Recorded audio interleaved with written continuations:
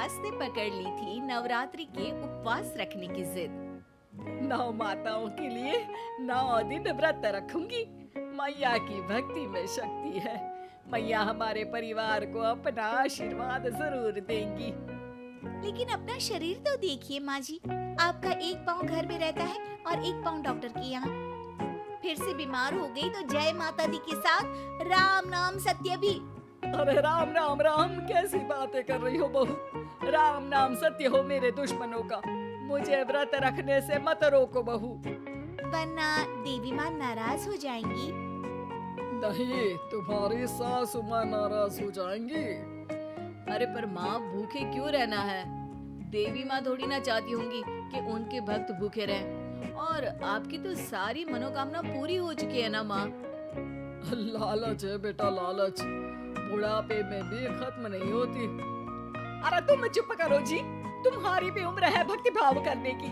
ज्यादा बड़बड़ की ना तो तुमसे भी उपवास रखवा लूंगी। हाँ, अरे रौद्र रूप की उदाहरण कर रही हो मेरी माँ।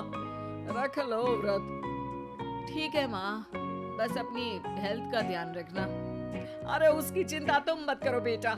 मैंने टीवी पे देख लिया है कि व्रत में क्या क्या खाने से शरीर में कमजोरी नहीं होती। अच्छा ही है, वरना ऐसा ना हो कि 9 दिन के बाद तुम मैया के द्वार की जगह सीधा हरिद्वार। अरे तुम मुझे हरिद्वार क्यों भेजना चाहते हो? क्योंकि अब तुम्हें मायके तो भेजने से रहा। बाबूजी, क्यों माँ को परेशान करते रहते हो? अच्छा माँ, ये बता दो कि आपको व्रत में खाने के लिए क्या क्या चाहिए होगा? सास के सामने सब हार जाते हैं। माँ के कहे सामान को बेटा लेकर आता है। नवरात्रि का पहला दिन है। नाश्ता कर लो, स्वस्थ रहो, मस्त रहो। मेरा व्रत से ध्यान भंग मत करो। अच्छा ठीक है, ठीक है। भूख लगेगी तो मेरी तरफ मत देखना, आई बड़ी। तुम कोई खाना हो जो तुमको देखूंगी, आए बड़े। माँ जी, ये लीजिए आपका फरियाली मिक्सचर। इससे व्रत नहीं टूटेगा। अरे इतना सा? दिन भर भूखी रहने वाली हूँ, थोड़ा तो और ला दे। पर ये सब तो सपोर्ट के लिए होता है ना माँ जी, पेट भर के थोड़ी ना खाना होता है। करवा चौथ का व्रत नहीं रख रही हूँ जो कुछ ना खाऊं पीऊं। हाँ यार, ये तो मैंने सोचा ही नहीं। तुम इतने सारे व्रत रखती हो तो मेरे लिए करवा चौथ का व्रत क्यों नहीं रखती? अरे जुबान पे तुम्हारा नाम न रखूं, व्रत क्या खाक रखूंगी तुम्हारे लिए। माँ के कहने पर बहू और भी फरियाली ले आती है, जिसे खाकर माँ डकार मारती है। इतनी जोर से डकारोगी तो दुर्गा मैया भी डर जाएंगी। तुमने तो उनके शेर से भी तेज आवाज निकाल दी। अरे शेर के जैसा पंजाबी मारती हूँ मैं, देखना चाहोगे? तुम्हें पता है ना, व्रत रखते समय हिंसा वाली बातों से, विचारों से और बुरी चीजों से दूर रहना चाहिए। सही कहा, बुरी चीजों से दूर रहना चाहिए। इसीलिए तो तुमसे दूर जा रही हूँ, दूसरे कमरे में। सास ने कई सारी ऐसी चीजें खाई जिनसे व्रत ना टूटे। बहू, सब्र का फल मीठा होता है। इसका मतलब ये थोड़ी है कि तू मुझे शाम तक फल नहीं खाने देगी। माँ जी, 1 घंटे पहले ही तो आपने इतना सारा। अरे एक खाता ही बना ले, उसमें लिखा करे कि मैंने कितना खाया, कितना पानी पिया। अरे नहीं नहीं माँ जी, मैं अभी फल लेकर आती हूँ। जोर से बोलो। नहीं माँ जी, मैं फल लेकर आती हूँ। अरे ये नहीं, जोर से बोलो, जय माता दी। सासू माँ एक साथ बहुत सारे फल खा लेती है। माँ जी, इतनी जोर से मैं डर गई। अरे भक्ति की शक्ति की पुकार है। पुकार नहीं, डकार है। हाँ हाँ ठीक है, ठीक है।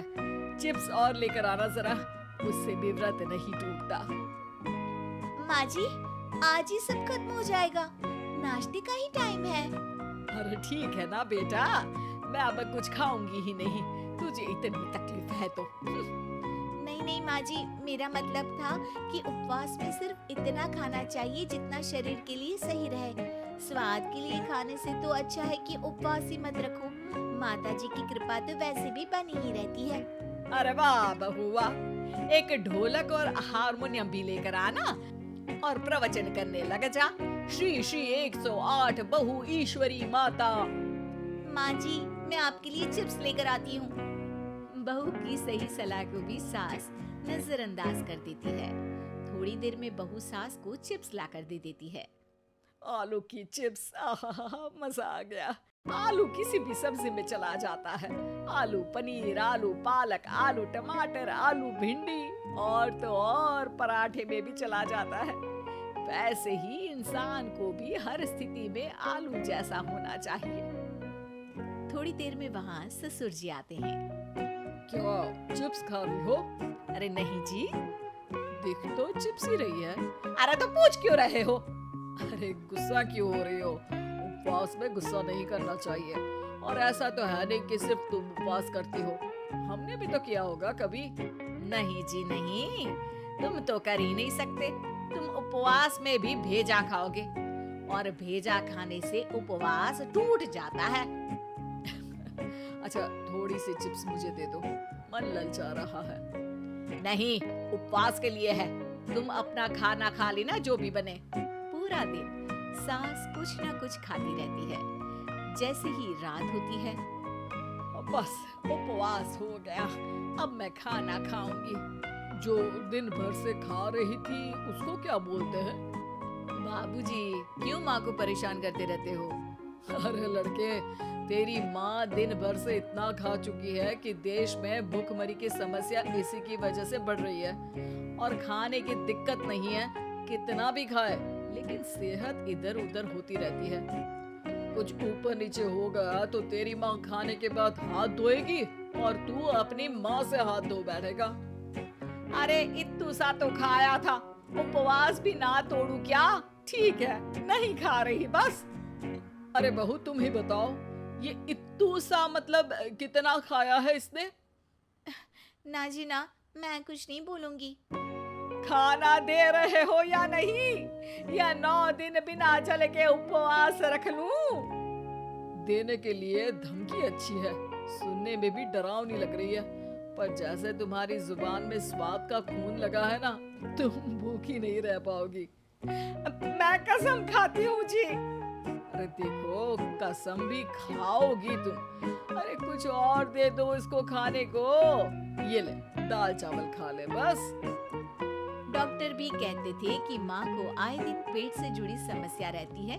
बस इसी के लिए घर वाले पहले उन्हें उपवास नहीं करने दे रहे थे, लेकिन जब उपवास करने दिया तो माँ ने इतना फरियाली खाया कि घर वालों की चिंता बढ़ा दी। और जैसा कि घर वालों को डर था, अगले दिन उनकी तबीयत खराब भी हो गई। डॉक्टर को बुलाना पड़ा। अरे जितनी बार आप बीमार होते हो उस हिसाब से तो मुझे एक क्लिनिक आपके घर में ही खोल लेना चाहिए। या फिर क्लिनिक में ही इनका एक अलग कमरा बनवा देते हैं डॉक्टर साहब। बाबूजी, पिताजी, मेरे जनक, क्यों हमेशा मजाक करते रहते हो? डॉक्टर साहब, माँ का पेट खराब है। क्या खाया था? जो मिला, जो दिखा, सब कुछ। अरे बस भी करो जी। बस तो तुमको करना था खाते वक्त। देखिए, खाना अच्छी बात है और उपवास भी आदमी को रखते रहना चाहिए, लेकिन तब जब शरीर लायक हो। पहले दिन ही बीमार हो गई तो 8 दिन कैसे होगा? आप व्रत मत रखो और खाने पीने पे ध्यान दो। मैं गोलियां दे रहा हूँ। आप भी कुछ खाने को ही दे रहे हो? हाँ, इससे जल्दी ठीक हो जाएंगी। समझ गई हैं आप? अब तो ठीक ही होना है ना मुझे। जोर से बोलो। जय माता दी। जय माता दी। जय माता दी।